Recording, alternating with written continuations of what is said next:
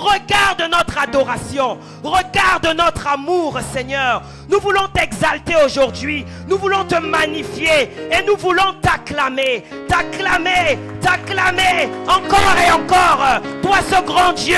Toi ce Dieu merveilleux. Toi ce Dieu tout-puissant. Celui qui est le même hier, aujourd'hui, éternellement. Alléluia. Est-ce que tu peux acclamer véritablement le Seigneur?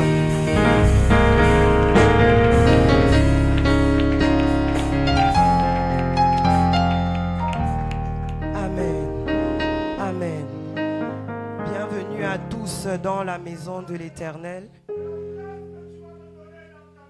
Que le Seigneur vous bénisse. Que le Seigneur vous bénisse. Que le Seigneur vous bénisse. Salue ton voisin et dis-lui, tu es venu adorer le Seigneur.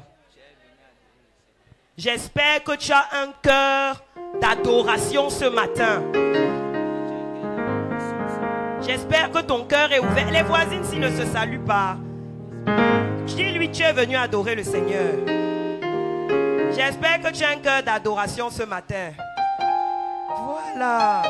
Suivons les instructions. Dans tout ce qu'on fait dans la maison de Dieu, ça a son importance. Amen. Si le Seigneur dit salue ton voisin, salue ton voisin. Peut-être que ta voisine est venue, personne ne l'a saluée depuis peut-être une semaine.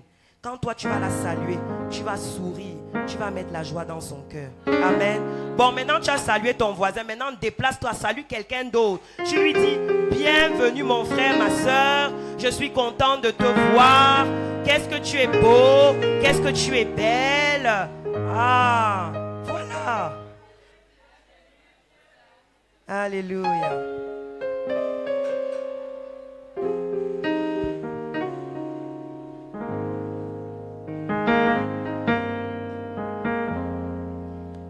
Amen.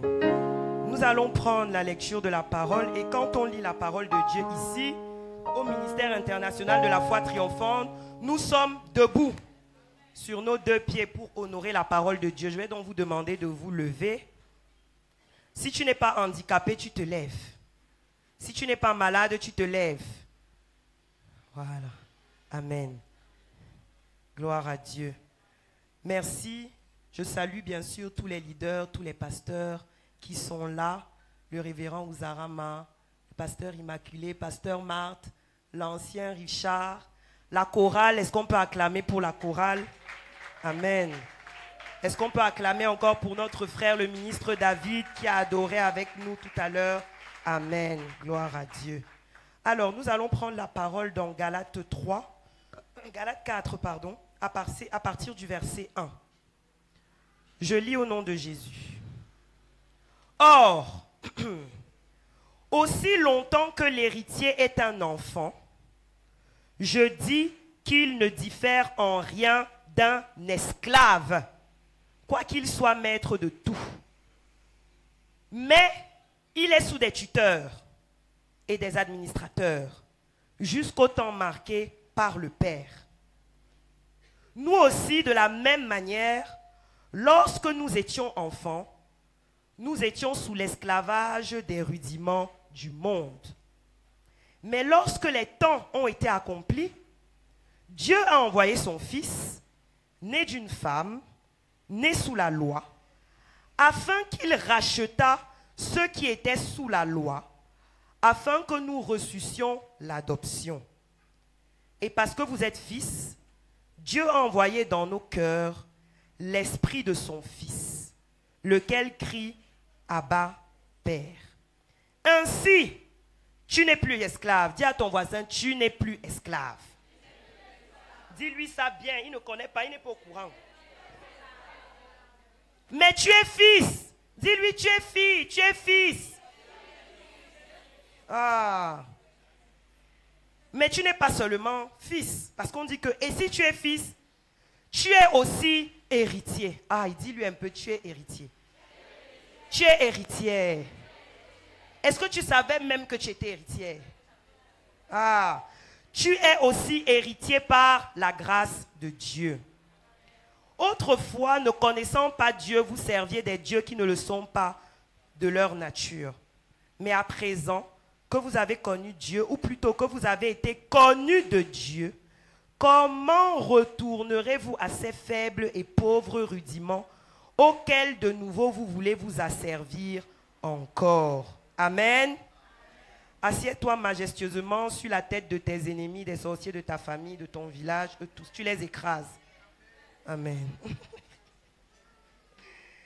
Alors, aujourd'hui, le Seigneur m'a mis à cœur que nous échangions sur le thème « Les clés pour posséder son héritage divin ». Amen.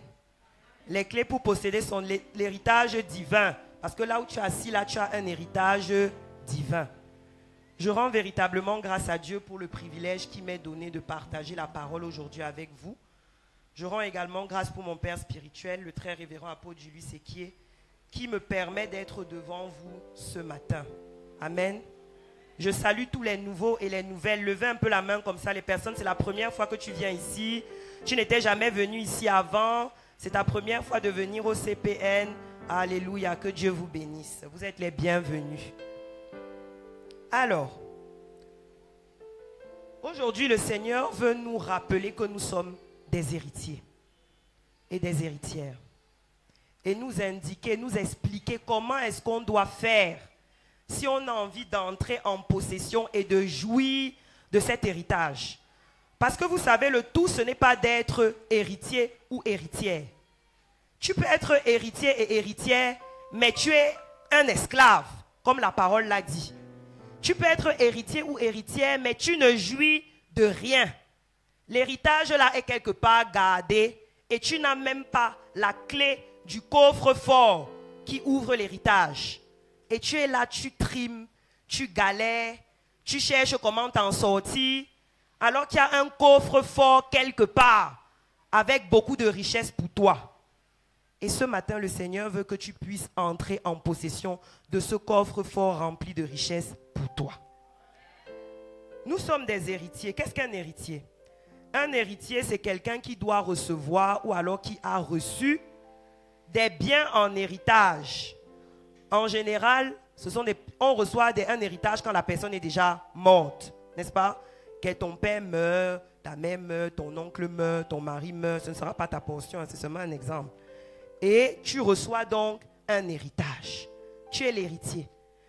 Des fois même, très souvent même d'ailleurs, l'héritier n'est pas que celui qui va jouir des biens. L'héritier est très souvent aussi un continuateur, un successeur, d'accord? Lorsqu'on te lègue quelque chose, on attend de toi que tu continues à entretenir cette chose-là, que tu continues à faire fructifier cette chose-là, n'est-ce pas? Si ton père te lègue une société, par exemple, il n'attend pas que tu fasses à ce que la société fasse faillite. Il veut que tu sois un bon patron et que tu continues à faire grandir la société. Donc, l'héritage, c'est ce patrimoine qui t'a été laissé ou alors transmis par succession. Et l'héritage est une bonne chose. D'accord? La parole de Dieu nous dit dans Proverbe 13 au verset 22 que les hommes bons laissent des héritages, non pas à leurs enfants seulement, mais aussi aux enfants de leurs enfants. Donc là où tu es assis là, tu es censé laisser un héritage et un bon héritage à tes enfants et aux enfants de tes enfants. Même s'il y a aussi des mauvais héritages. Parce qu'il y a des gens, ils sont nés dans des familles, la qualité d'héritage qu'on leur a donné vraiment, mieux ils ne prenaient pas. Héritage de que ma grand-mère était sorcière, je suis le successeur de la sorcellerie. Ce genre d'héritage-là, on n'en a pas besoin. Tu dois laisser à ta descendance un bon héritage. Et Dieu nous a montré l'exemple. Parce qu'au travers de son Fils Jésus-Christ, nous avons reçu un bon héritage. Et comme nous sommes des imitateurs de Christ, nous aussi, nous avons envie de laisser des bons héritages. Donc, en tant que chrétiens, nous avons reçu un héritage de Jésus-Christ. Cet héritage est tel que tout ce que Jésus-Christ a, tout ce qui lui appartient, tout ce qui est inhérent à Jésus, nous également, nous y avons droit. Et pleinement droit. On ne discute pas ça avec quelqu'un, on ne négocie pas ça avec quelqu'un. C'est quelque chose qui nous appartient. Et cet héritage que nous avons en Jésus-Christ, il nous a été acquis au travers de l'œuvre de la croix. quand Jésus-Christ est venu sur terre, il a été envoyé par son Père pour nous sauver. Il n'a pas fait que nous sauver. Il nous a sauvés, c'est déjà beaucoup. Mais en plus de nous avoir sauvés, il nous a laissé une pléiade de choses que nous, en tant que chrétiens maintenant, nous pouvons utiliser dans notre vie quotidienne et dans notre vie, qu'elle soit physique ou spirituelle. Mais le problème que nous avons en tant que chrétiens, c'est que nous n'avons même pas la véritable connaissance de l'héritage que nous avons en Christ. Vendredi, nous avons prié ici. Nous avons parlé de faire des exploits par la foi.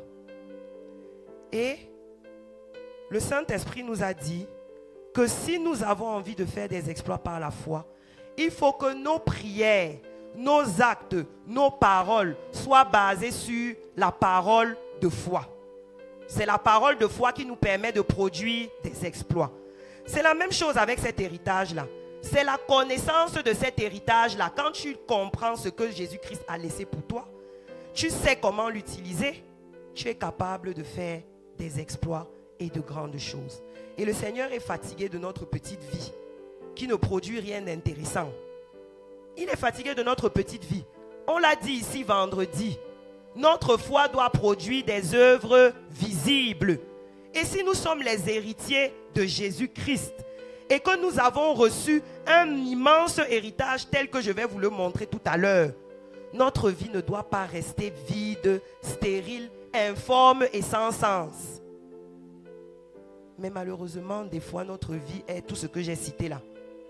Mais ta vie ne sera plus ça dans le nom de Jésus. L'héritage que nous avons en Christ, comme je l'ai dit, nous a été acquis par l'œuvre à la croix. Et lorsque Paul parle de cet héritage, il parle de cet héritage comme étant une richesse. Quand tu lis dans le livre d'Éphésiens, il dit la richesse de la gloire de l'héritage que nous avons acquis. Ça veut dire que c'est quelque chose non seulement de riche, mais aussi de glorieux. Normalement, toi qui as conscience de l'héritage que tu as, ta démarche devait changer. La façon dont tu marches là, tu marches comme quelqu'un qui n'est pas héritier et héritière. Le visage que tu as désespéré, désemparé, toujours triste, toujours en train de pleurer, toujours en train de te plaindre, toujours en train de te lamenter, c'est la vie de quelqu'un qui n'a pas conscience de l'héritage qu'il a reçu en Christ. Toi qui es toujours en train de te demander, oui, pourquoi les autres ne font pas ça pour moi? Pourquoi personne ne m'aime? Pourquoi ma vie n'avance pas? Pourquoi tout ça? Ça, c'est les questionnements des gens qui n'ont pas conscience de l'héritage qu'ils ont en Christ. Parce qu'en réalité, en Christ, tu as tout. En réalité, en Christ, tu as tout. Mais le problème, c'est que comme nous n'avons pas conscience de ce que nous avons en Christ, on passe toute notre vie à chercher ailleurs qu'en Christ ce que Christ est censé nous donner. Et on finit comment? Malheureux. On finit comment? Assoiffé.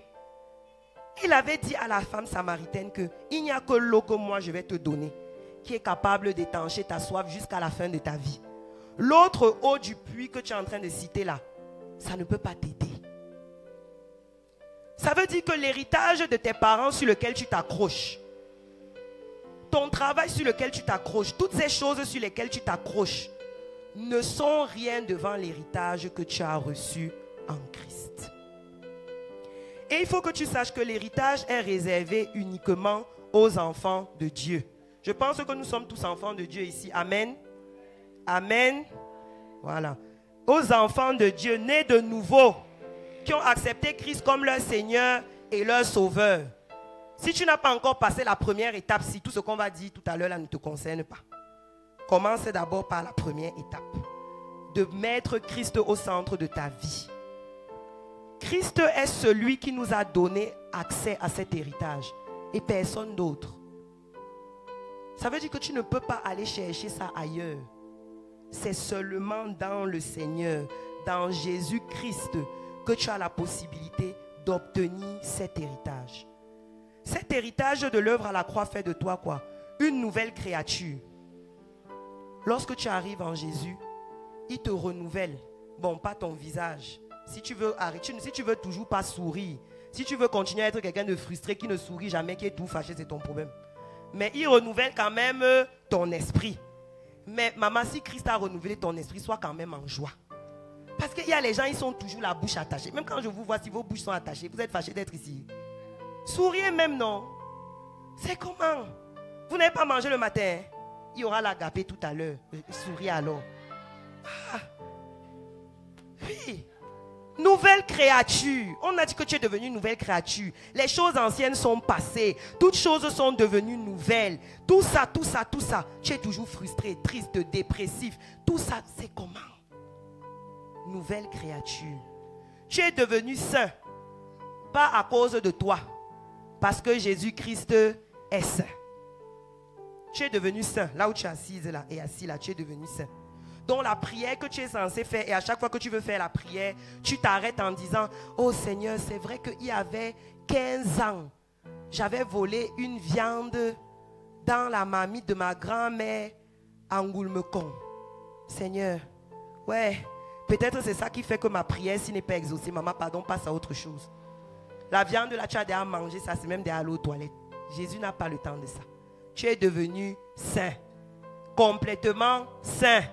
Même si quelqu'un au quartier te reconnaît et dit que ce n'est pas toi la fille qui marchait souvent avec le caleçon dehors. Tu dis oui, c'était moi, mais maintenant je suis devenue sainte. Ce n'est pas toi le bandit qui venait souvent voler dans les maisons. Oui, c'était moi, mais maintenant je suis devenu saint. Tu es devenu saint. C'est un acquis. Le sang de Jésus t'a sanctifié et justifié. Et personne ne pourra t'enlever ça. Si quelqu'un veut t'arracher ça, dis-lui que vraiment, honnêtement, arrache-moi mes lunettes, arrache-moi ma perruque, arrache-moi ma robe. Mais la sainteté que Jésus m'a donnée là, tu ne peux pas prendre ça. Ça m'appartient. Tu es devenu un enfant de Dieu.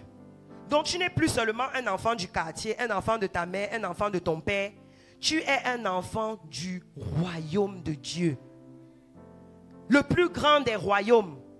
Ça n'a pas de lien avec la taille de ta maison, le contenu de ton porte-monnaie, la façon dont tu t'habilles ou quoi que ce soit. Tu appartiens au plus grand des royaumes. Bon, dis-moi un peu, quand tu vois ta démarche que tu as souvent tous les jours là, c'est la démarche de quelqu'un qui est dans un grand royaume. Tu marches comme ça. Quand on te voit, on voit tous les problèmes du Cameroun sur toi. Ce n'est pas bon. Tu es un enfant de Dieu, tu appartiens à un royaume. Souris. Ma soeur sourit un peu. Depuis que je dis souris, tu n'as même pas souri. Ouais. Souris un peu. Tu as un très beau sourire. Tu es une très belle femme. Tu es à côté du ministre. Il est célibataire peut-être. Tu ne souris pas. C'est comme ça que vos bénédictions vous loupent souvent pour rien. Il va rester comme ça, il va regarder un peu comme ça. Il va voir quelqu'un qui est en train de serrer le visage comme ça là. Pape, la bénédiction que Dieu avait prévue pour toi, qu'un grand ministre peut être peut-être ton mari, tu as loupé. Parce que tu as seulement refusé de sourire.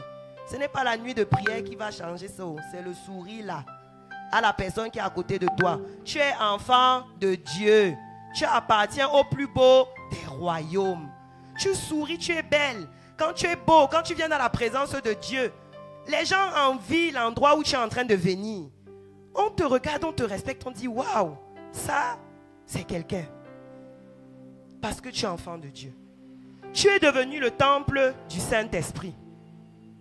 Dans ton corps là où tu es là comme ça, le Saint-Esprit habite à l'intérieur. Tout un Saint-Esprit.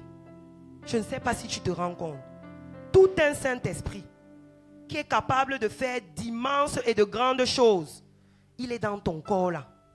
Regarde comment tu places souvent ton corps. Un genre. Même le Saint-Esprit même, il n'aime pas. Place-toi comme quelqu'un qui a le Saint-Esprit en toi. Oui, tu as le Saint-Esprit en toi. Quand tu marches, quand tu arrives au travail, ton patron là qui a la grosse voiture et le chauffeur, tu es supérieur à lui. Parce que tu as le Saint-Esprit en toi. Peut-être que tu ne savais pas, tu le voyais là, tu étais là, tu le magnifiais. Non, tu dois le respecter parce que c'est ton patron. Mais tu as le Saint-Esprit en toi. Ta petite collègue là qui te méprise, qui te bazarde, si et là n'importe comment, elle te parle n'importe comment. Tu as le Saint-Esprit en toi. Tu es quelqu'un de différent. Tu es quelqu'un d'unique. Tu es quelqu'un qui a plus que la capacité. Tu as l'onction sur ta compétence. quand les gens ont seulement les diplômes, toi tu as les diplômes et l'onction. Est-ce que tu penses que si tu as les diplômes et l'onction, tu dois encore être au niveau où tu es là maintenant? C'est parce que tu n'actives pas bien le Saint-Esprit là. Ou alors tu n'es même pas au courant que le Saint-Esprit là est là avec toi. Tu veux faire les choses par toi-même. Alors que tu as tout un Saint-Esprit que Jésus t'a laissé, qui habite non pas à côté de toi. Il n'est pas dans ta maison. Il n'est pas ici à CPN que tu es obligé de prendre le taxi pour venir le chercher. Il est à l'intérieur de toi. Ajuste un peu ta façon de t'asseoir. Entre encore bien dans ton siège comme ça. Comme quelqu'un qui a le Saint-Esprit. Hein? À cause de Jésus là, tu as aussi été établi non seulement comme roi, mais comme sacrificateur. Toi qui es assis là. Pas seulement moi qui ai le micro, pas seulement ceux qui sont assis là. Nous tous là, nous avons été établis comme rois et sacrificateurs. Il dit que nous sommes un sacerdoce royal. Ça veut dire que toi qui es là, et les membres de ta famille, eux, ils ne sont pas en Christ. Tu es le sacrificateur de ta famille, si tu ne savais pas. C'est toi que Jésus attend pour sauver ta famille. Pendant que tu es en train de pleurer, de te lamenter, de toutes ces choses-là. Jésus descend, Jésus descend, Jésus descend. Jésus te regarde, il te dit que le Saint-Esprit, c'est en toi. Toutes les choses que j'ai mis en toi, je t'ai établi sacerdoce royal. Tu es censé être la personne qui va sauver cette famille. Mais tu es en train de pleurer. Tu es en train de te lamenter. Tu es un sacerdoce royal. Ça veut dire que quand tu es chez toi là, tu dois normalement avoir ton propre hôtel de prière. Que quand tu arrives à l'endroit là, quand tu commences à prier, les choses se passent. Avec ta propre alliance avec Dieu et avec ton Jésus. N'attends pas seulement que c'est le pasteur qui va faire quelque chose pour toi. N'attends pas seulement que c'est le leader qui va faire quelque chose pour toi. Ne sois pas le genre que un peu le serpent t'a mordu la nuit à 4 h du matin, tu appelles le pasteur. Oh, pasteur, ça ne va pas. Vraiment, le serpent m'a mordu la nuit. Il a dit que tu vas marcher sur la tête des serpents et des scorpions. Est-ce que la parole là, c'était seulement pour le pasteur? C'était aussi pour toi qui est assis là. Ça veut dire qu'en tant que sacerdoce royal, ta vie spirituelle doit être différente. Tu ne dois plus être dans cette dépendance dans laquelle tu es souvent. Tu ne dois plus être dans cette dépendance. Tu dois avoir ta propre vie de prière, ta propre spiritualité, ta propre relation avec Dieu. Le sorcier te menace dans la nuit, tu te lèves, tu lui coupes la tête. Si possible, même tu ne te réveilles pas, tu lui coupes la tête dans le rêve une fois. C'est là-bas que tu finis avec lui. Quand tu viens voir le pasteur, c'est seulement pour lui raconter aussi comme ça en passant que oui, bon pasteur, j'ai eu un rêve là, mais bon, ça s'est bien passé, j'ai coupé la tête. Si le pasteur voit qu'il peut encore prier pour toi, il prie pour toi. Mais il y a des cas que tu es là avec ça dans ta vie. Comme tu ne sais pas que tu as été établi là comme un sacerdoce royal, tu attends que ce soit le pasteur qui vienne régler le problème là. Alors que le problème là peut être réglé par toi. Comme tu ne sais pas que le Saint-Esprit habite en toi, tu attends d'arriver à CPN mercredi ou vendredi en te disant que le Saint-Esprit c'est le piano qu'on est en train de jouer là, la belle voix de Manuela et le truc qu'on tape là, que c'est ça qui amène le Saint-Esprit, alors que le Saint-Esprit est à l'intérieur de toi. Regardez comment des fois les gens qui vous conduisent dans la louange et l'adoration doivent bagarrer pour que vous commencez à adorer. C'est comme si on est obligé de vous convaincre d'activer le Saint-Esprit en vous. Adorez, adorez, adorez, adorez. Il y a quoi? Le Saint-Esprit à l'intérieur de toi. Dès qu'on dit adore, il y a la musique. Il n'y a pas la musique. Il y a le piano. Il n'y a pas le piano. La voix de la personne qui chante sonne bien dans tes oreilles. Ça ne sonne pas bien dans tes oreilles. C'est toi deux places avec le Saint-Esprit qui est à l'intérieur de toi. Quand tu es chez toi, tu fais comment? Tu as le piano. Tu as ta voix, non? Ta petite voix que Dieu t'a donnée là. Ça veut dire que tu adores Dieu, non? Ou bien tu n'adores pas Dieu chez toi. Peut-être tu n'adores pas, je ne sais pas. Mais si tu adores chez toi, tu n'as pas besoin de toutes ces choses-là. Le Saint-Esprit est à l'intérieur de toi. Ta vie spirituelle doit changer. En tant qu'héritier et héritière, ta vie spirituelle doit changer. Il y a des situations que Dieu t'attend. Pendant que tu es en train d'attendre Dieu, Dieu t'attend. Dis un peu à ton voisin que Dieu t'attend. Dieu t'attend. Pendant que toi, tu es en train d'attendre Dieu, Dieu, lui, il est en train de t'attendre. Vous savez, lorsque Moïse était avec le peuple, ils se sont retrouvés devant la mer Rouge. Les pleurs ont commencé. Oh, on est fini. Le tout, si c'est bon, on est mort.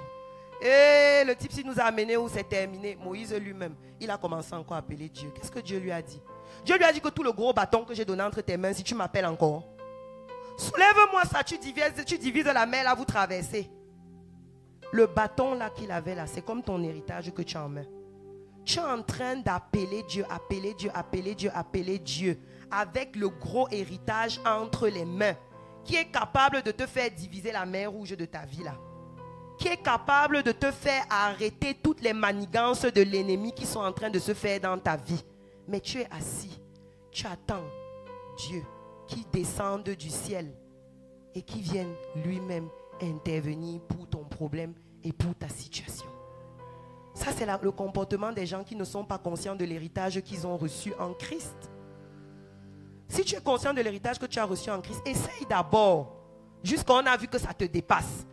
Maintenant, tu viens donc voir le pasteur. Tu dis que l'affaire s'il m'a dépassé. J'ai besoin de soutien. Mais l'église, là où nous sommes, là, quand nous venons mercredi, vendredi, dimanche, c'est un lieu de recharge spirituelle.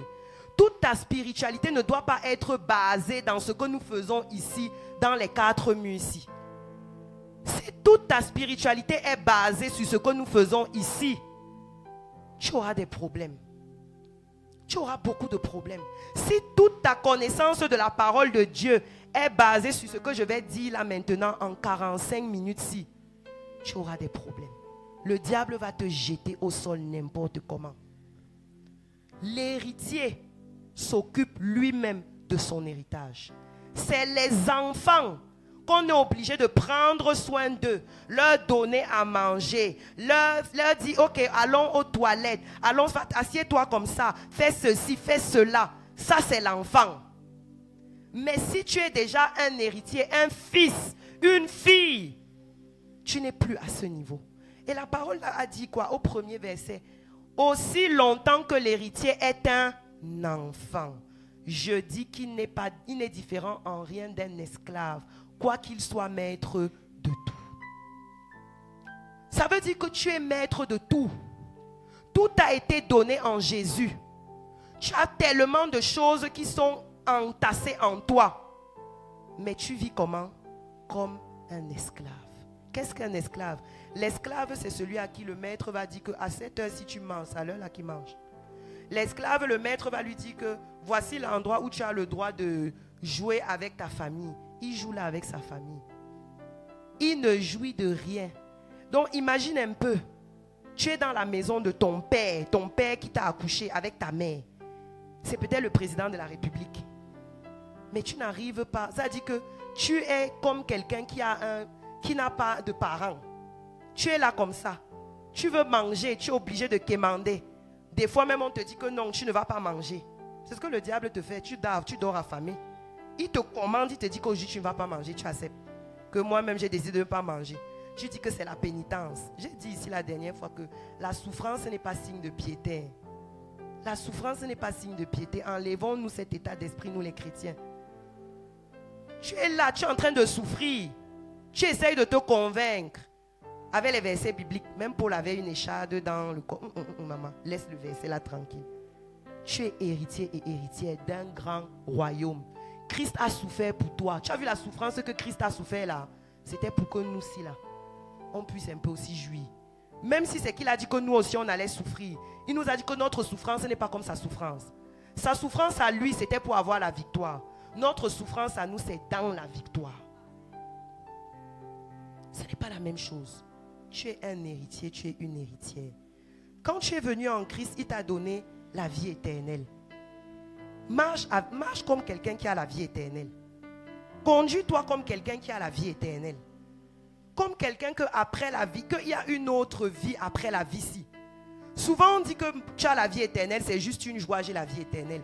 Mais savoir qu'on a la vie éternelle nous emmène à vivre autrement.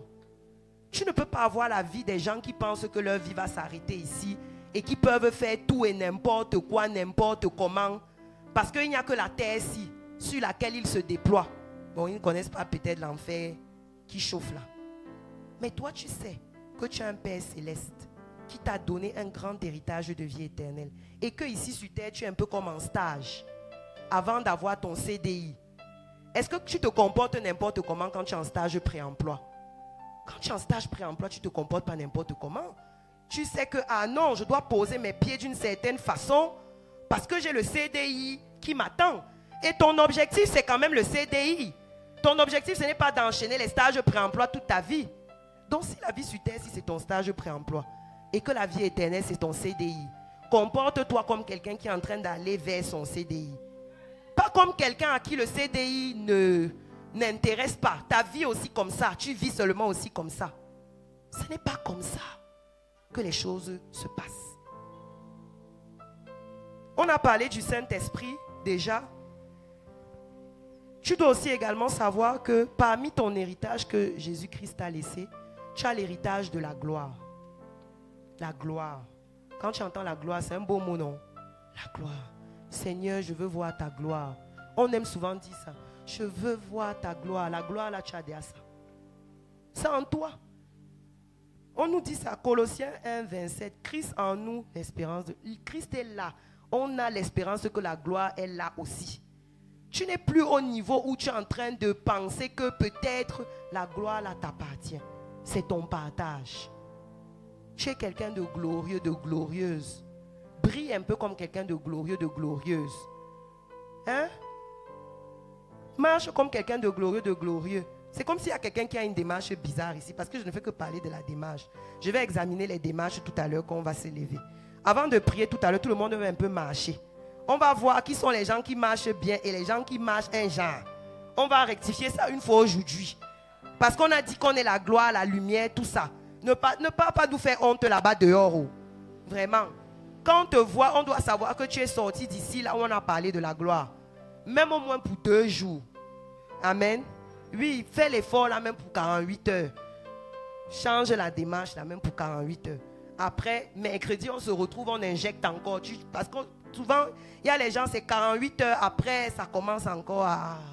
Voilà, quand tu reviens mercredi, on pompe encore. Tu recommences encore à bien marcher. Vendredi, tu viens, on pompe. Jusqu'à ce que ça devienne une véritable habitude en toi. Et que tu comprennes que tu es véritablement la gloire. Tu as également hérité des bénédictions spirituelles dans les lieux célestes, maman. Il y a souvent les choses qu'on dit dans la parole de Dieu. C'est d'abord tellement beau que quand tu regardes ta vie, tu dis que Seigneur, je veux que ma vie ressemble à ça. Tu es béni de toutes sortes de bénédictions dans les lieux célestes. Toutes sortes, donc toutes les bénédictions qui existent. Même la bénédiction à laquelle tu n'as jamais pensé. Même la bénédiction qu'aucun membre de ta famille n'a jamais obtenue. Toi, tu es béni de ça. Là où tu es assis là.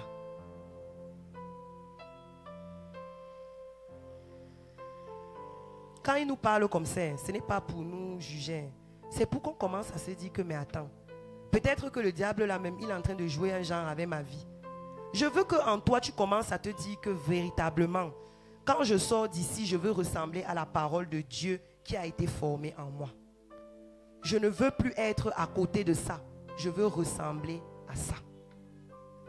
Tu as aussi également hérité de la puissance du nom de Jésus. Tu es devenue l'épouse de Christ, donc tu as pris son nom. Hein? Moi, on m'appelle Gaël Oyono. Je ne suis pas née en m'appelant Gaël Oyono. Mon nom, c'est Onana. Mais quand je me suis mariée, j'ai aussi pris Oyono. J'ai mis sur le corps. Maintenant, il y a les gens qui ne savent même pas que je m'appelle Onana. Ils m'appellent seulement Gaël Oyono. C'est la même chose pour toi. Quand tu es devenue épouse de Christ, tu es devenue Ornella Christ, Gisèle Christ, Olivia Christ, David Christ. C'est ton nom là-bas. C'est ton nom qu'on t'a donné. Et le nom là n'est pas n'importe quel nom. C'est un nom qui porte une puissance incroyable. On a dit que c'est le nom qui a été souverainement élevé au-dessus de tous les noms. Donc là où tu es là, tu portes. Donc ce n'est pas que tu invoques seulement le nom là. Tu portes le nom. Quand on dit chrétien là, ça vient de Christ. Tu portes le nom qui a été souverainement élevé au-dessus de tous les noms. Aïe. Aïe, nos vies doivent changer. Ah non, non, non, non, non, nos vies doivent changer. Nos vies doivent changer. Il a dit dans Jean 14 au verset 13 que tout ce que tu vas demander en mon nom, je vais te le donner. Noir sur blanc, c'est pas Gaël qui a dit. C'est Jésus. Nos vies doivent changer. Nous sommes des héritiers, des héritières. Mais, quand on regarde toutes ces choses que nous avons là, quand nous rajoutons la bénédiction qui a été faite à Abraham, Dieu n'a plus jamais béni quelqu'un comme ça. Le Père, là, lui, il a tout eu, vraiment chapeau. Dieu l'a béni d'une qualité de bénédiction que personne n'a plus jamais eu la qualité là. Et on dit que la bénédiction qui était d'une qualité que personne n'a jamais eu là, tu es héritier et héritière de ça. Je vous assure, nos vies doivent changer. Après le dimanche-ci, nos vies doivent changer. On ne peut pas être au niveau-ci avec tout ce qu'on a entendu ici. Mais le problème, c'est donc quoi? Parce qu'il y a un problème. Si on est encore au niveau là, ça veut dire qu'il y a forcément un problème. C'est qu'on a dit que ça, c'est pour les héritiers qui ne sont plus des enfants. Mais nous sommes les enfants. Souvent, c'est ça le problème. Nous sommes encore des enfants. Dans le spirituel, l'enfant, ce n'est pas ton âge. Tu peux avoir 60 ans, tu es un enfant. Tu peux avoir 60 ans, tu es un enfant. Tu peux même être né de nouveau depuis. Mais toi, tu as refusé de grandir. Donc, tu es un nain spirituel. Tu es là comme ça, petit comme ça. Là. Nyama, nyama. Alors que tu es à l'église depuis que l'église a commencé au Cameroun. Tu es là. C'est toi qui as ouvert la première église du Cameroun. Mais tu es toujours mingiri, mingiri. Et tu ne peux pas jouir. Ça t'appartient. Personne ne va te le récupérer. Ça t'appartient. Mais tu ne peux pas en jouir. Tu es maître de tout, mais tu es un esclave. Qu'est-ce qu'un enfant? On définit l'enfance comme la période allant de la naissance jusqu'à l'adolescence. Qu'est-ce qui se passe comme ça? Les gens qui ont des enfants ici. Quand quelqu'un est encore de la naissance jusqu'à l'adolescence, c'est toi qui t'occupes de lui, non? C'est toi qui fais tout pour lui. Des fois même, c'est toi qui prends les décisions pour lui. C'est toi qui vas lui dire que voilà, machin. Moi, mais ma fille qui est là, elle n'a pas choisi sa robe qu'elle allait porter le matin. Elle a trouvé une robe et elle a porté sa pointe. Or, moi, je suis allée dans mon placard. J'ai ouvert, j'ai essayé une. J'ai trouvé que ça n'allait pas pour moi. J'ai essayé deux, j'ai dit ça n'allait pas. J'ai trouvé l'autre qui me convenait, j'ai porté. Là où elle est là, elle aime la robe, elle n'aime pas la robe, c'est elle qui a acheté. Elle porte seulement. Et certains de nous, notre vie est comme ça. Tu es dans une vie où en fait, tu n'as pas le choix. Tu n'as aucun choix que tu fais dans ta vie. Le diable t'a tout imposé. Le travail que tu as, c'est le diable qui t'a imposé ça. Tu n'es même pas heureux dedans. Des fois même le mari que tu as, c'est la société qui t'a imposé ça. Parce que comme on a dit que dès qu'on a déjà peut-être 25 ans et qu'on n'est pas marié, c'est la fin du monde. Tu as pris le premier occultiste qui est venu te demander en mariage. Tu es entré dans sa maison. Ça, c'est ça les esclaves là. C'est eux que je cite comme ça. Tu es en train de faire les papiers pour aller au Canada. Dieu t'a envoyé là-bas. Non, ma tante a dit que c'est au Canada. Ta tante est Dieu, esclave. Tu es censé être, ta passion c'est la coiffure. Mais actuellement, si, tu fais tout sauf la coiffure. Parce que vraiment, dans la société, être coiffeuse, ce n'est pas assez bien esclave. Oui. Les esclaves ne vivent pas leur vie. Ils vivent la vie qu'on leur a imposée. Et c'est la même chose pour les enfants souvent. Ils vivent la vie qu'on leur a imposée. Regardez-nous, beaucoup de gens, quand ils vont te donner leur témoignage dans le Seigneur, ils vont te dire, bon, j'allais à l'église avec mes parents juste parce que mes parents me disaient d'aller à l'église. Oui, tu ne comprends même pas ce que tu fais, mais tu pars. On t'a dit système, moi je vois ma fille, j'ai décidé qu'elle va aller au système anglophone. Ça ne m'intéresse pas si elle aime l'anglais ou pas. C'est le système anglophone. Quand elle aura l'âge de choisir, elle pourra changer. Aller même en système espagnol. Pour le moment, la personne qui paye a dit système anglophone. Ta vie est comme ça. il faut que tu saches que la personne qui te nourrit a aussi la capacité de t'affamer. Si c'est le diable qui nourrit ta vie, il peut reprendre quand il veut. Il peut te tourmenter comme il veut. Si ce sont les gens qui guident ta vie, ils peuvent te tourmenter comme ils veulent. Faire ce qu'ils veulent de ta vie. T'emmener à gauche, t'emmener à droite, t'emmener en haut, t'emmener en bas. Combien de femmes on voit qui vivent dans la dépendance affective aujourd'hui? Des jeunes femmes qui sont dépressives, elles vivent dans la dépendance affective. Elles sont avec des petits copains, des fois, on va dire, violents, pervers narcissiques, incrédules. Mais comme toute leur vie a été basée sur l'amour de l'autre, il faut qu'on m'aime, il faut qu'on m'accepte, il faut qu'on me ceci, il faut qu'on me cela. Elles sont accrochées à ça. Esclaves. Esclaves plus. Incapables de jouir de son héritage. Et on ne confie pas certaines choses à un enfant. Il y a des prières que tu fais. Quand je te regarde, tu as 5 ans dans le spirituel, 5. Mais tu veux les choses de quelqu'un qui a 25 ans. Il ne peut pas te donner. Est-ce que si ton enfant de 6 ans là maintenant te demande la voiture, même si tu as l'argent, tu vas lui donner? Même son corps ne peut pas conduire la voiture. Ses pieds ne peuvent pas arriver aux pédales. Même si tu veux, au pire des cas, qu'est-ce que tu vas faire? Tu vas lui trouver un chauffeur esclave. Tu as la voiture, mais tu ne peux pas conduire. Jusqu'à ce que tu grandisses, que tes pieds atteignent la pédale, que tu sois capable de conduire toi-même la voiture qu'on t'a donnée. C'est la même chose avec l'héritage que Christ t'a donné. Jusqu'à ce que tu grandisses et que tu sois capable de manier véritablement cet héritage, ta vie va rester au même niveau-ci. Parce que Dieu ne peut même pas prendre le risque. C'est dangereux pour toi. Ça va te tuer. Je donne la voiture à mon fils de 5 ans, ça va le tuer. Ce n'est même pas l'amour.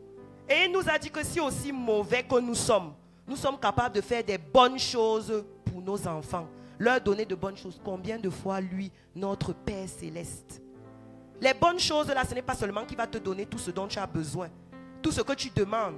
Il va te donner tout ce qui est adapté à la personne que tu es. Ne grandis pas. Il y a les bénédictions que tu vas prier, tu vas faire les nuits de prière, tu vas rokatatata pendant 5 heures. Tu n'auras pas. Parce que tu n'auras pas encore atteint l'âge dans le spirituel qui te permet d'avoir ces bénédictions-là. Si tu veux, tu restes là. Tu restes là, tu dis que, bof, c'est pas important. Moi, je veux juste me marier. Dis donc, tout ce qu'elle me raconte même là. On prie pour le mariage quand? C'est à quel moment qu'on libère les mariages des gens ici? C'est à quel moment qu'on prophétise que j'aurai beaucoup d'argent la semaine prochaine? Continue à attendre. Esclave. Tu ne peux pas prophétiser sur ta propre vie alors que tu es le premier prophète de ta vie. Tu attends seulement la prophétie du pasteur. Esclave. Il existe donc des clés. On va rapidement terminer, on est à la fin. Il existe donc des clés. Parce que j'allais vous donner les clés, mais si vous ne comprenez pas tout ça, ça n'aurait pas d'intérêt, bien évidemment. Les clés pour notre croissance, parce qu'on parle bien évidemment de croissance. Il existe des clés pour notre croissance. La première clé, c'est d'être totalement dépendant de Dieu. C'est la première chose. Commence d'abord par ça. Abandonne-toi véritablement à Dieu.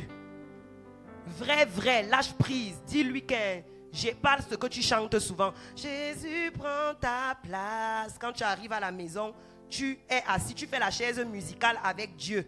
Quand on arrête la musique, quand il veut s'asseoir, tu le pousses. Que c'est moi qui s'assois.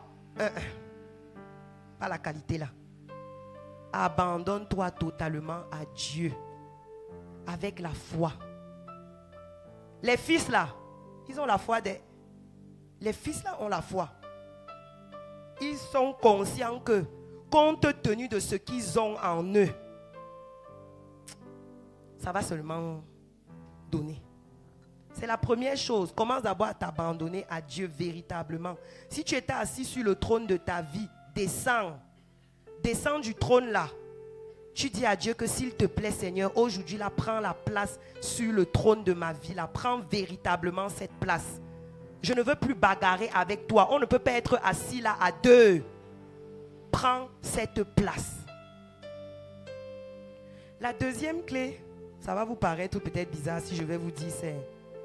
Mais la deuxième clé, pour moi, c'est mon enseignement, c'est moi qui décide. La deuxième clé pour moi, c'est l'amour. Dis un peu à ton voisin l'amour. Maman, l'affaire de Dieu, si tu n'as pas l'amour, on t'a menti. Il n'y a rien qui va se passer. Si tu n'as pas l'amour, je vous dis la vérité. Les gens aigris, frustrés, colériques, haineux, méchants sont toujours les plus bas et ils n'évoluent jamais. Ils vont toujours rester dans leur frustration. Dieu ne va jamais rien leur donner. Parce qu'ils vivent dans cette aigreur, dans cette méchanceté. Dieu est amour. Jésus là que nous avons, que nous célébrons chaque jour, c'était par amour qu'il a été envoyé. Tant que l'amour n'est pas formé en toi, Paul lui-même a dit que les prophéties vont passer. Le crachage du feu, ta belle prière que tu as l'habitude de le faire là va passer. Toutes les langues que tu connais déjà là, ça va passer. La seule chose qui va rester, c'est l'amour. Et entre nous dans le milieu chrétien, on n'évolue pas beaucoup parce qu'il nous manque l'amour. C'est la première chose qui nous dépasse. Notre Dieu qu'on célèbre chaque jour est un Dieu d'amour. Mais nous-mêmes, on est incapables de donner de l'amour. On ne sait pas aimer les gens. On ne sait pas manifester l'amour. On pense qu'il suffit de bien prier, connaître beaucoup de choses, beaucoup de versets bibliques, tout ça. Sans l'amour, le chrétien est vide. Sans l'amour, le chrétien ne sert à rien. Sans l'amour, Dieu même ne va rien te donner. Parce que quand Dieu te donne, lui, il est amour et il veut que tu le représentes. Donc, il veut que tu représentes l'amour. Cherche à ce que l'amour soit formé en toi. Cherche véritablement. C'est peut-être ça le problème là où tu es de ta vie. Le manque de pardon que tu gardes à l'intérieur de toi, c'est ça qui est encore ton problème. La colère qui n'est jamais terminée depuis Mathusalem, c'est ça le problème. Le niveau où tu es actuellement là, c'est ça le problème. Il n'y a pas un autre problème. Continue à pleurer, continue à prier, continue à te rouler au sol. L'amour d'abord. Ça fait partie des clés de la croissance. Parce que ce sont les gens matures qui connaissent aimer. Oui. Ce sont les gens matures qui savent aimer. Les immatures, malgré tout, l'immaturité, ce n'est pas l'âge. Hein. Les immatures sont incapables d'aimer. Parce que les immatures sont toujours en train de retenir les choses qu'on leur a fait. Ils ne savent pas pardonner. Ils sont toujours en train de critiquer, de juger les gens, d'être orgueilleux, de toutes ces choses-là. C'est l'immaturité. Hein. C'est l'immaturité là-bas. Oui. Donc quand on marche là où je suis mature, regarde d'abord un peu bien ta vie avant de dire que tu es mature. L'amour. Deuxième clé, on a dit l'amour. Troisième clé, la sanctification. Dis à ton voisin la sanctification. Dieu veut notre sanctification. On est dans un temps où parler de sanctification, c'est devenu tabou, même à l'église. Oui. Quelqu'un vient voir le pasteur avec toute l'aisance possible. S'il te plaît, pasteur, je voudrais que tu pries pour que je puisse avoir un enfant. Ok. Avec qui? Avec mon gars. Oh.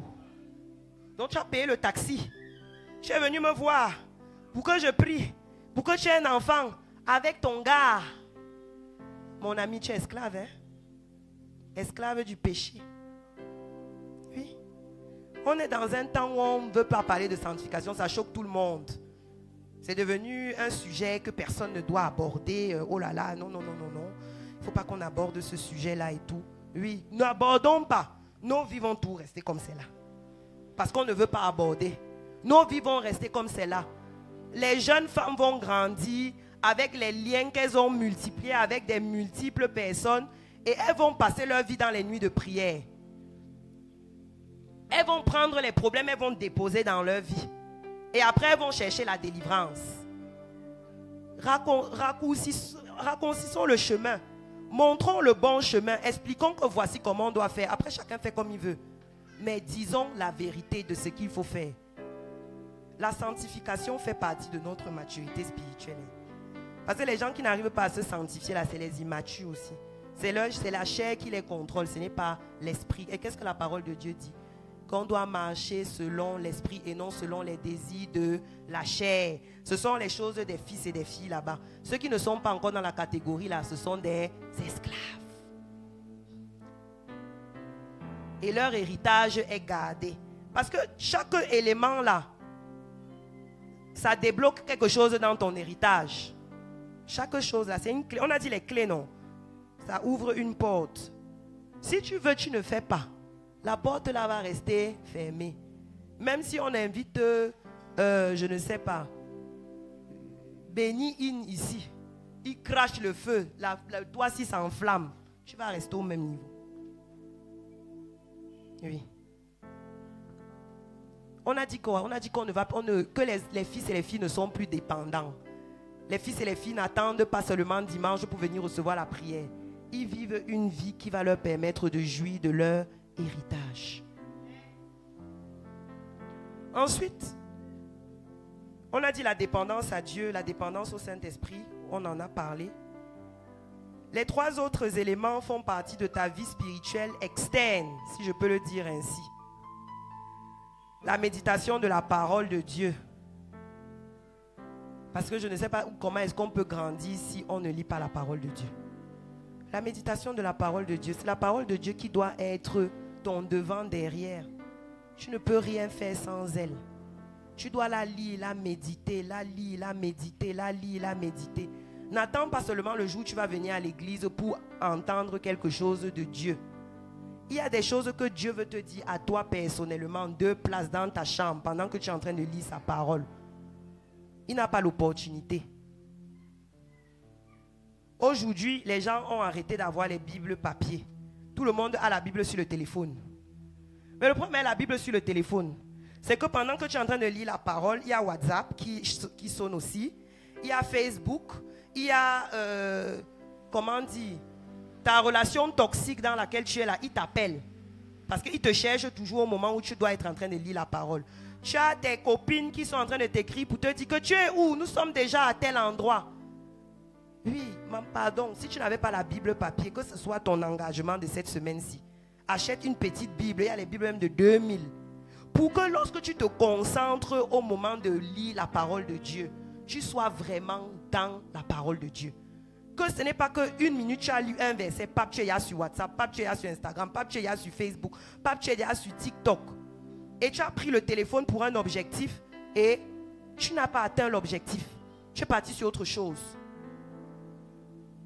Si tu penses, si tu as la maturité qui est que quand tu prends le téléphone, tu es capable de lire la parole, ne pas être distrait, tu peux continuer. Mais si toi-même tu te connais et moi-même je nous connais.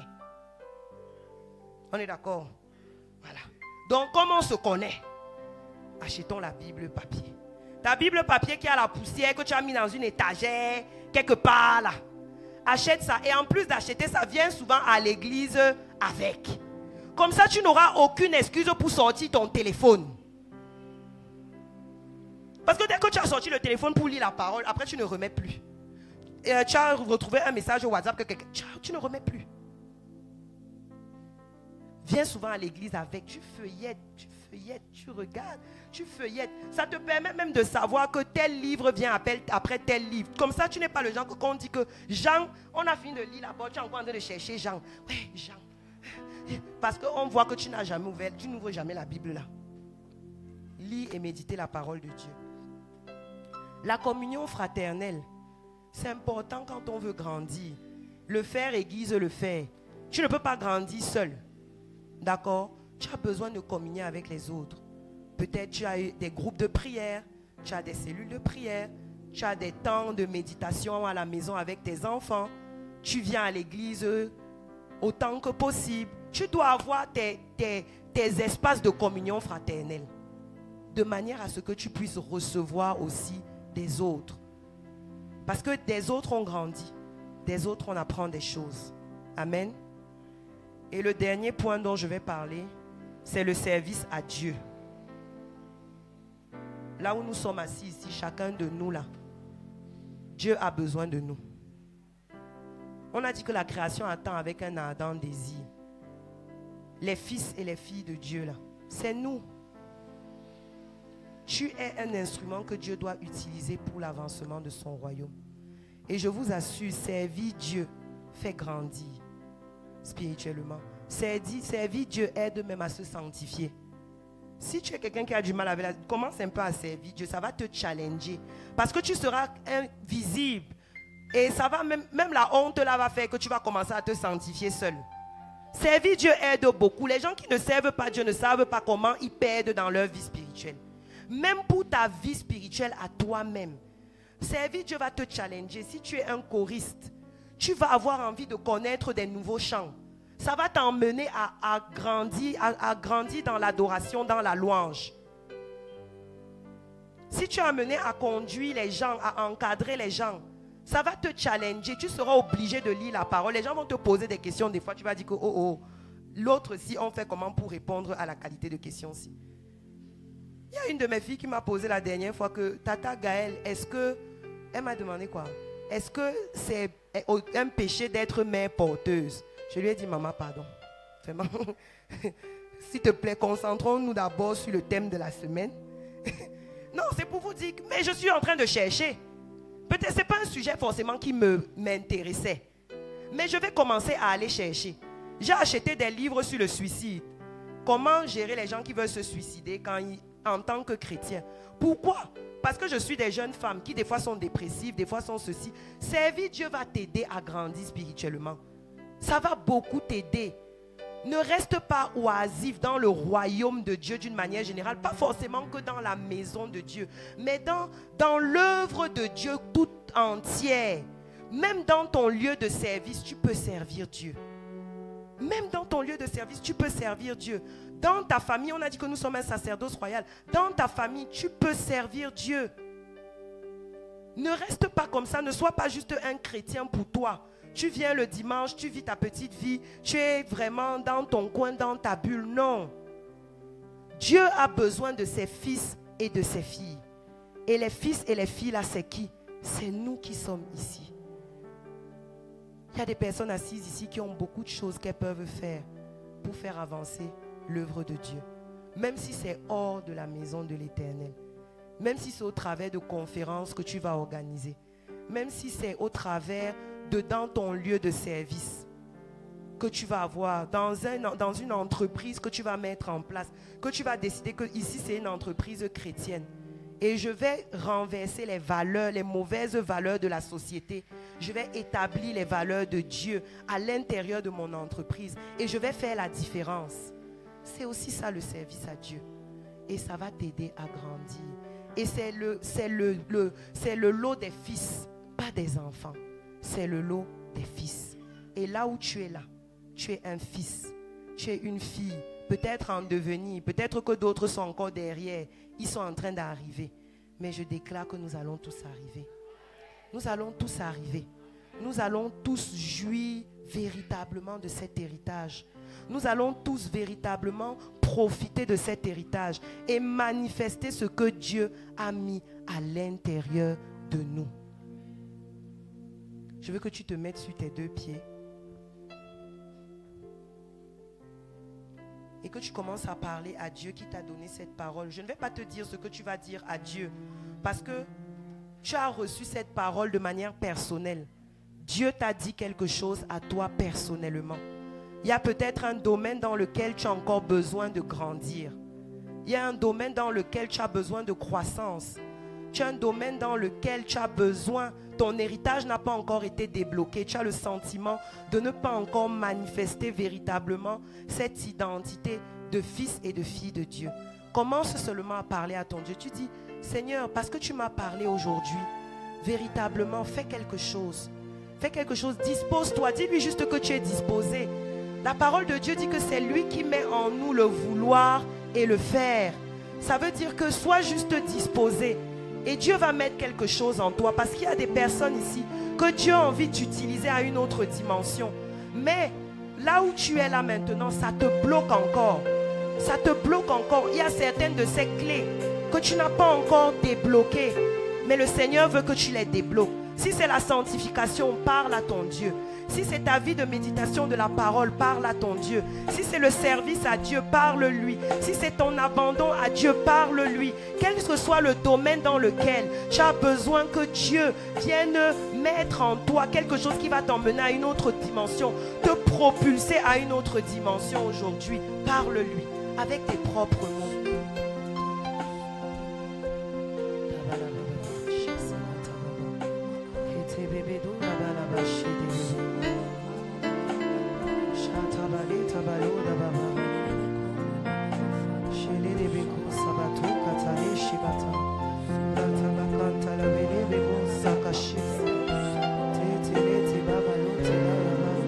Parle à ton Dieu dans les profondeurs de ton cœur. Le Dieu de tes prières, celui avec qui tu communies dans le secret.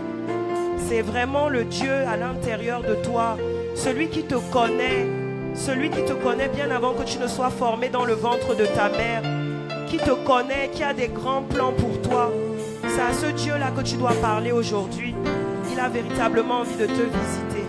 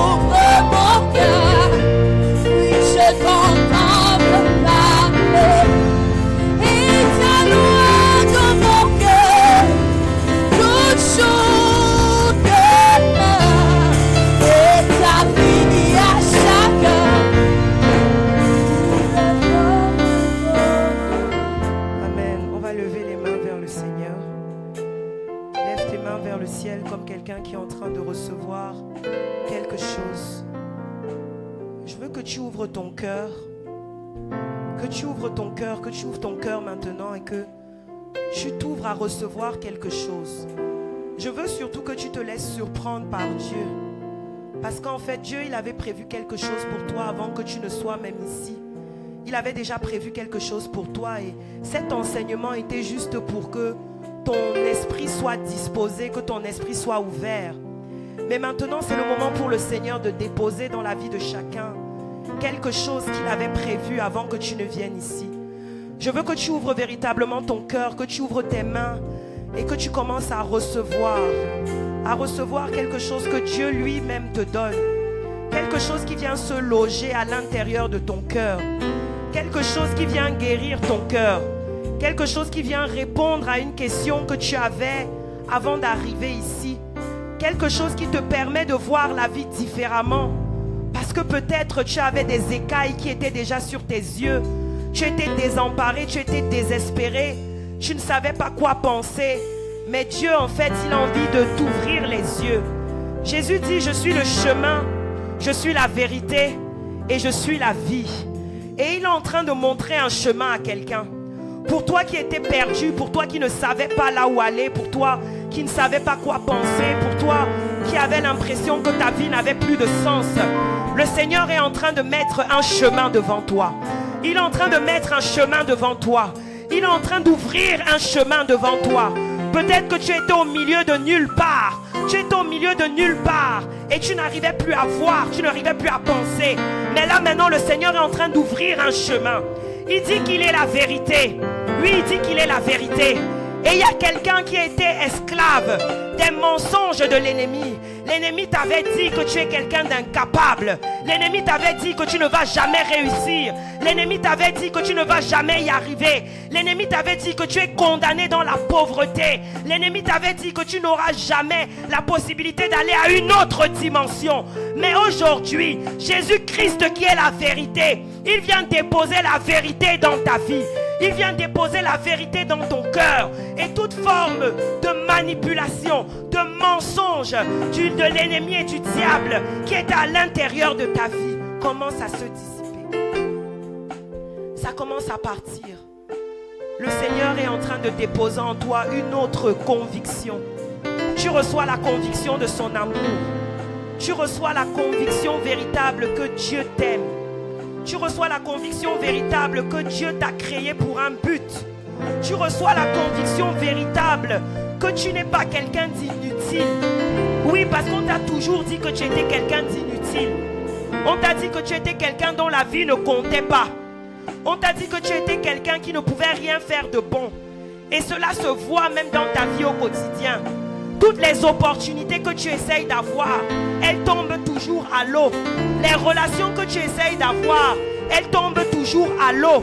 Mais aujourd'hui, le Seigneur veut te mettre une conviction dans le cœur. Celle qu'il t'aime, qu'il t'a créé pour un but. Que tu n'es pas cette personne inutile. Qu'il y a une vérité qui est accolée à ta vie. Il y a une vérité qui est accolée à ta vie. Et personne ne peut retirer cette vérité. Il dit qu'il est la vie. Il a dit qu'il est la vie. Il a dit qu'il est la vie. Je ne sais pas ce qui était mort à l'intérieur de toi. Je ne sais pas ce que le diable avait tué. Ce que le diable avait enlevé. Peut-être que c'était ta vie professionnelle qui était complètement morte. Peut-être que c'était tes affaires qui étaient complètement mortes. Peut-être que c'était tes relations qui étaient complètement mortes. Je ne sais pas ce qui était mort dans ta vie. Mais Jésus-Christ dit qu'il est la vie. Il est la vie. Et qu'il est en train de déposer entre les mains de quelqu'un la vie. La vie, c'est au-delà de toute émotion. Il faut que tu reçoives cette conviction à l'intérieur de toi.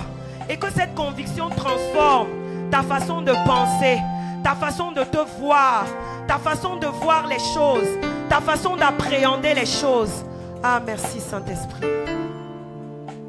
Si tu es ici et que tu as ce sentiment-là d'être perdu, d'être manipulé par le diable, d'avoir des choses qui manquent à ta vie, et tu as véritablement besoin que le Seigneur fasse quelque chose de supplémentaire. Tu as besoin que le Seigneur te touche particulièrement aujourd'hui. Je veux que tu avances ici devant et on va prier pour toi particulièrement.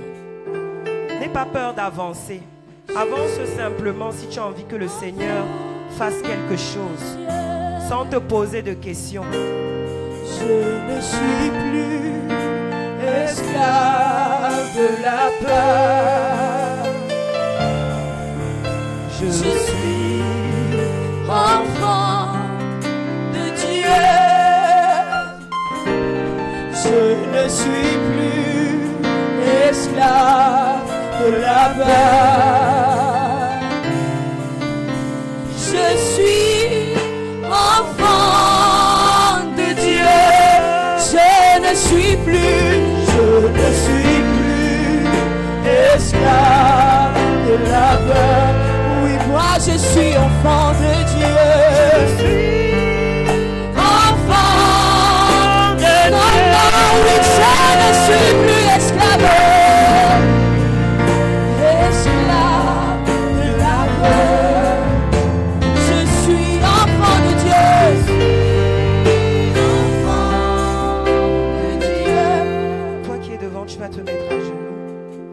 te mettre à genoux devant ton Dieu en signe vraiment d'abandon total. En signe d'abandon total, comme quelqu'un qui s'abandonne à Dieu. Et tu vas commencer à dire, Seigneur, Seigneur, par moi-même, je ne peux pas. Seigneur, par moi-même, c'est tellement difficile. Il y a tellement de choses dans ma vie qui ne se passent pas telles qu'elles doivent se passer. Il y a tellement de choses que le diable, que l'ennemi a retenues. Commence à parler, dis-lui. L'ennemi a retenu ma vie pendant des années. Les choses ne se passent pas comme elles doivent se passer. Je suis en train de souffrir. Je n'arrive pas à jouir de cet héritage. Tu as dit que je suis une héritière. Tu as dit que je suis une héritière, que je suis un héritier. Mais ma vie ne ressemble pas à cet héritage. Ma vie ne ressemble pas à cet héritage. Pourquoi est-ce que je ne peux pas jouir de cet héritage? Je viens me prosterner devant toi, Seigneur. Je viens me prosterner devant toi, Seigneur. Et je demande, j'implore ta magnificence. J'implore ton action dans ma vie. J'implore l'action de ton Saint-Esprit pour transformer ma vie ce matin. Demande à Dieu cette transformation de ta vie.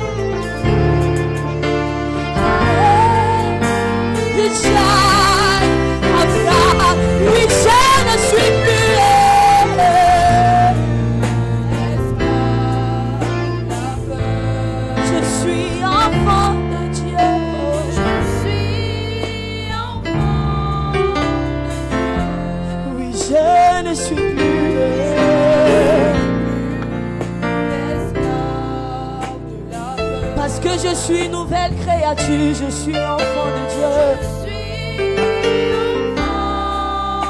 Les choses anciennes sont passées, je ne suis plus esclave.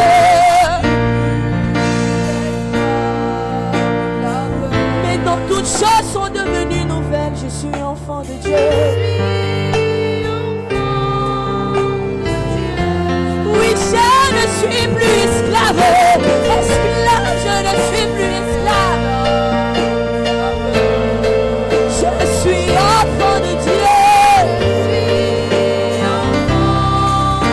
Continue de le déclarer, je ne suis plus esclave.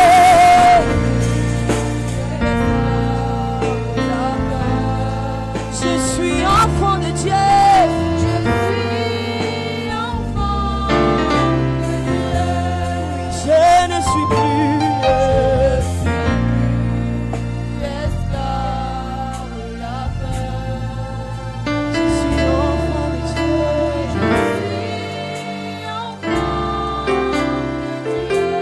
Je ne suis plus esclave de la peur. Je suis enfant de Dieu.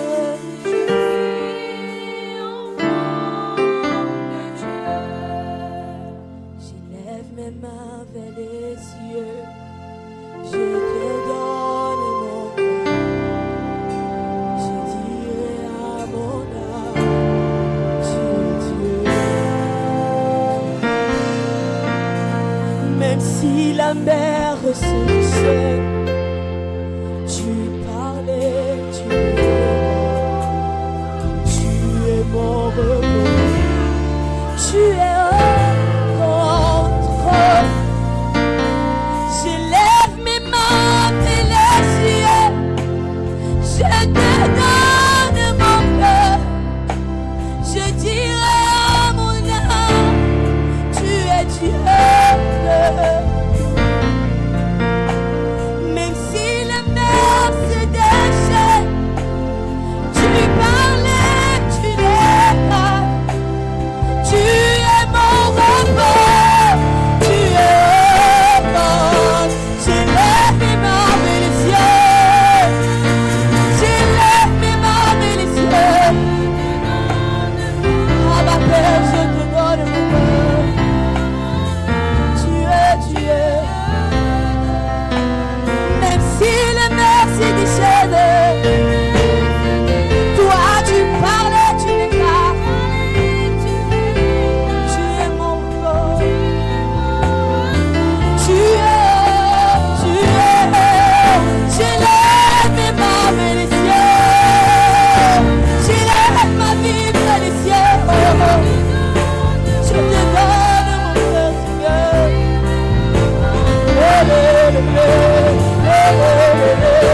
Même si la mer se déchaîne,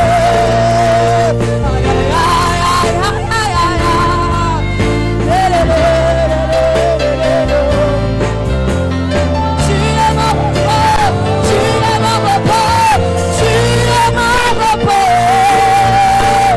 tu es mon repos, tu es mon repos, tu es mon repos, tu es mon repos, tu es mon repos, Jésus, tu es mon repos. Tu es mon repos. Papa, tu es mon repos. Tu es. Se lever. Tu es mon repos. Tu es. Je lève ma main vers le ciel. Je te donne. Je dirai à mon âme, tu es le Dieu de tout. Même si la mer se déchaîne, tu parlais, tu n'es pas. Tu es mon repos, Seigneur. Tu Amen. Est-ce qu'on peut lever les mains pendant que nous sommes en train de conclure? Père, nous te bénissons, nous te rendons grâce pour ta parole qui a été libérée. Nous te rendons grâce pour ton Saint-Esprit qui a permis que nous puissions passer ce temps dans ta présence. Nous te disons merci Seigneur parce que tu es là, parce que tu as été avec nous durant tout ce service.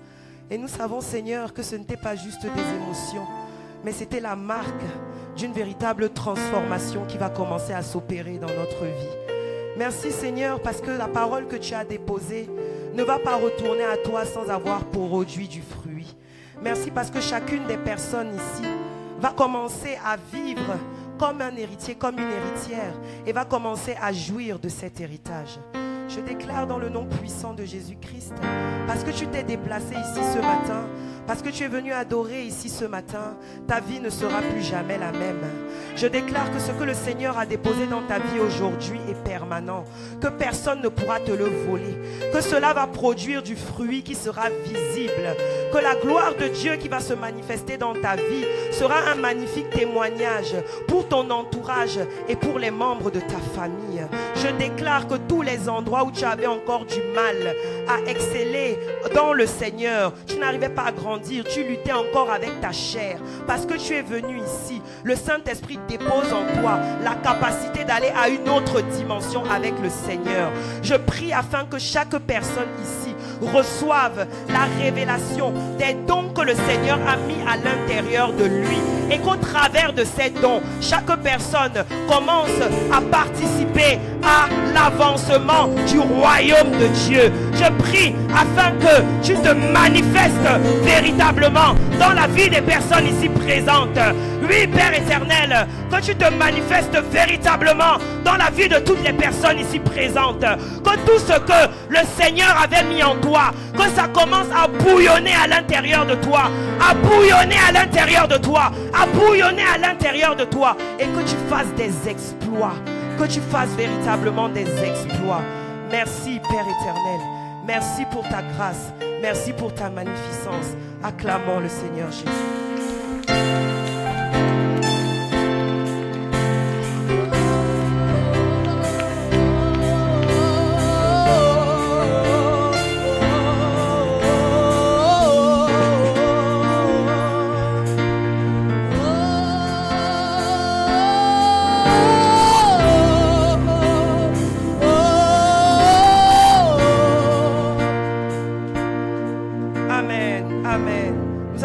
Vous pouvez vous rasseoir, mesdames, messieurs, vous pouvez vous rasseoir. Vous pouvez vous asseoir. Nous allons passer juste à la fin de notre culte au moment important aussi. C'est aussi une façon d'honorer Dieu, une des très belles façons d'honorer Dieu.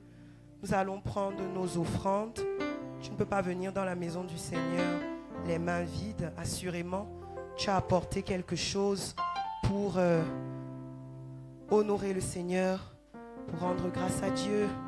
Prends une bonne offrande, quelque chose qui représente la joie que Dieu a mis dans ton cœur. Si l'offrande que tu avais prévue en venant ne te satisfait pas, tu peux la changer. Tu prends une autre offrande qui te plaît encore mieux. Et pendant que la chorale est en train de nous emmener dans un petit chant, tu vas venir déposer ton offrande en dansant et en souriant comme une héritière. Pardon.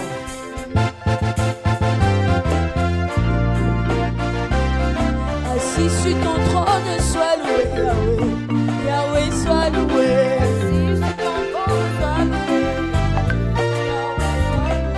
Assis sur ton trône, sois loué, Yahweh. Yahweh, sois loué.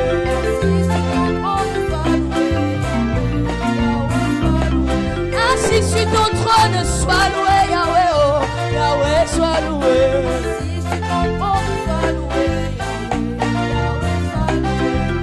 Sur ton trône, sois loué, Yahweh. Yahweh, sois loué.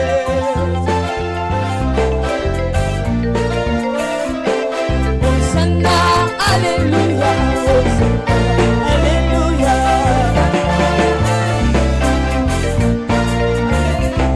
Hosanna, alléluia.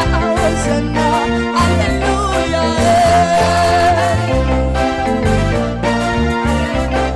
Hosanna.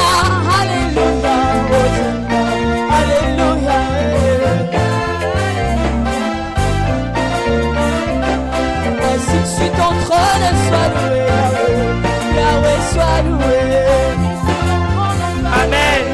Si tu as ta dîme, tu peux également avancer pour qu'on prie pour toi. Est-ce qu'il y a quelqu'un qui a sa dîme? Est-ce qu'il y a quelqu'un qui est venu avec sa dîme, qui veut honorer le Seigneur avec sa dîme? On aurait dû commencer par ça. Est-ce qu'il y a quelqu'un qui veut honorer le Seigneur avec sa dîme, qui est venu avec sa dîme ce dimanche? Est-ce qu'il y a quelqu'un? Ok, tu vas t'avancer. Ceux qui sont venus avec les dîmes, vous allez vous avancer.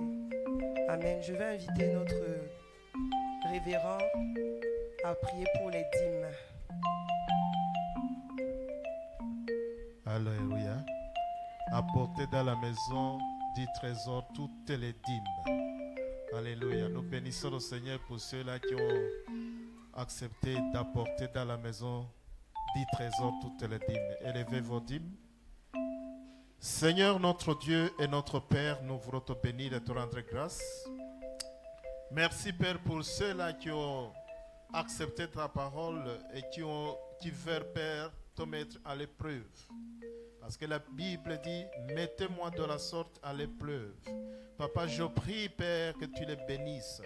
Bénis leurs mains, bénis le travail de leurs mains. Père, permets Père de croire qu'à partir de ce moment où ils veulent te mettre à l'épreuve, que leur grenier ne tarisse jamais au nom de Jésus. Mon Dieu, mon roi, mon Père, bénis-les matériellement, bénis-les dans la santé, qu'ils trouvent, Père, de gloire la santé au nom de Jésus. Bénis le travail de leurs mains et permets, Père, qu'ils puissent toujours donner pour l'avancement de ton œuvre. Merci, Papa, dans le nom de Jésus-Christ, nous avons prié. Amen. Amen. Mettez dans le panier. Amen. Alors, pour les personnes qui étaient là lors de dimanche dernier, lors de l'installation, nous sommes en train de vouloir tout faire pour que nos cultes puissent être en live. D'accord? Je rends grâce à Dieu pour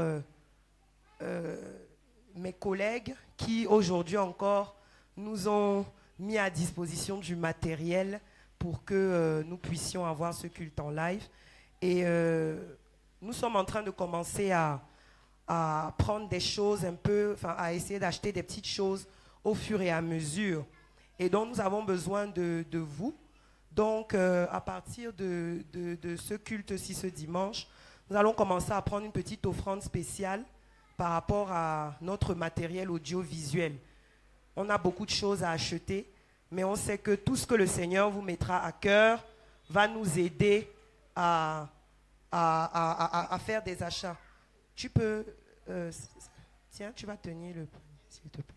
D'accord, donc si le Seigneur te met à cœur, quel que soit ce que tu as avec toi, si le Seigneur te met à cœur de nous aider dans cette charge que nous avons, pas une charge, dans cette envie que nous avons d'avoir du matériel audiovisuel, tu peux venir. On est dans la première étape de notre investissement. On a besoin d'à peu près, bon, peut-être 300, 350 000, vraiment pour être sûr qu'avec au moins une caméra qui nous a été prêtée, on puisse déjà commencer à mettre les cultes en live. Pour le moment, ça coûte un peu cher. S'il faut commencer à louer du matériel ci et là, ça va nous coûter cher. Donc, on a fait, parce que c'est le premier culte exceptionnellement, on a pris de prendre du matériel un peu ci et là, mais on ne va pas forcément toujours le faire. Donc, si le Seigneur te met à cœur de contribuer pour cet achat audiovisuel, tu peux t'avancer et déposer une petite offrande dans ce panier. Quel que soit ce que tu as, ne te frustre pas.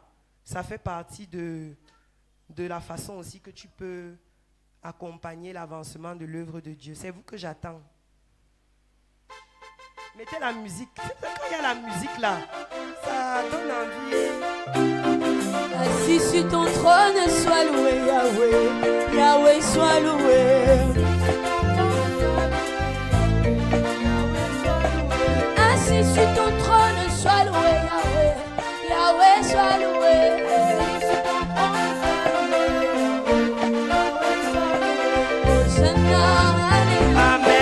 Amen, amen.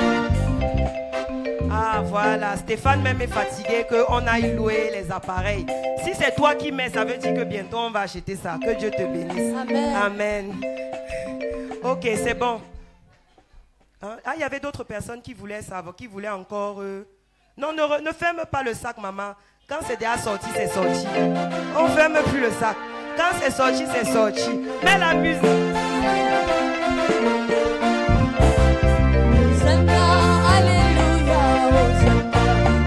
Tu peux encore changer d'avis, hein?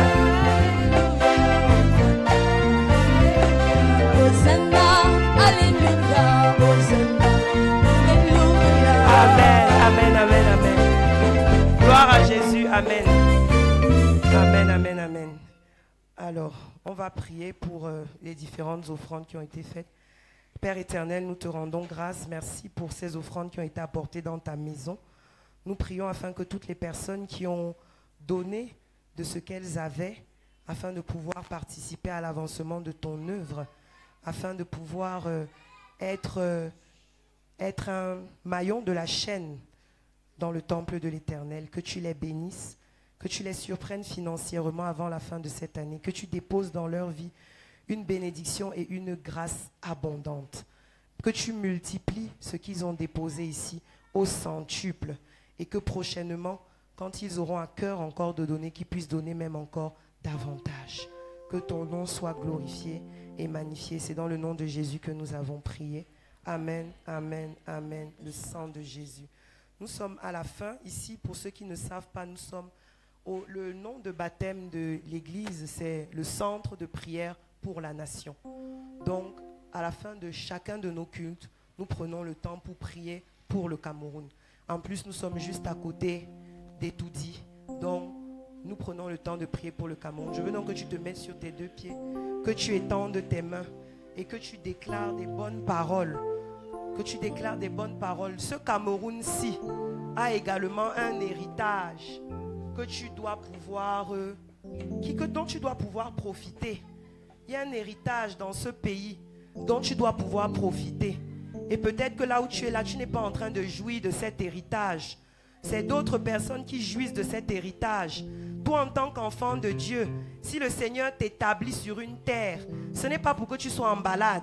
C'est pour que tu puisses être en possession de cette terre, que tu puisses faire des choses importantes sur cette terre. Tu vas donc prier afin que le Cameroun soit béni. Parce que si le Cameroun est béni, nous serons aussi bénis. Et afin que nous puissions jouir du lait et du miel de cette nation, nous sommes en prière.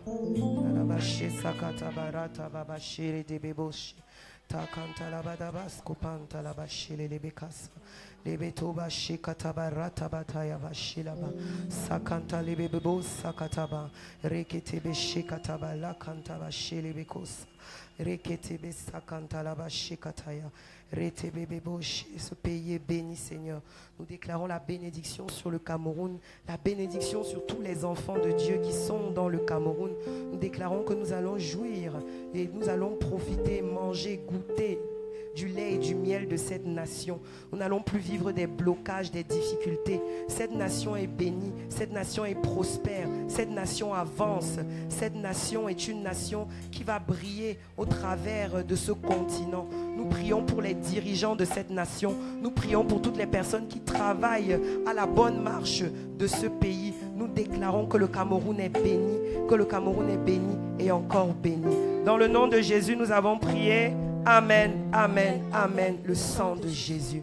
Merci Seigneur. Il est 12h25. On s'excuse. Normalement, le culte finit à 12h. Mais c'est un culte spécial. Et on vous a quand même réservé la nourriture après. Donc, vous pouvez supporter 20 minutes comme ça parce que vous allez manger. Mais d'habitude, nos cultes sont de 9h à 12h. Et venons à l'heure. À 9h, là, vraiment, il n'y avait personne. On pensait peut-être que le culte a été annulé. Hein?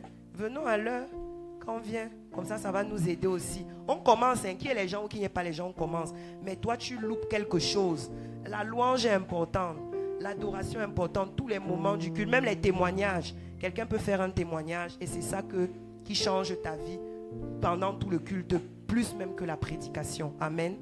Donc, comme on vous l'a dit, après, nous allons avoir une agapé que nous allons partager avec vous en guise de célébration et de bienvenue même aussi aux personnes qui adorent avec nous pour la première fois.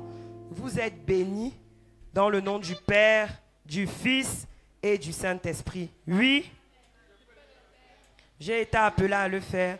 J'ai tout ce qu'il faut pour le faire et je vais le faire. Tu peux le faire.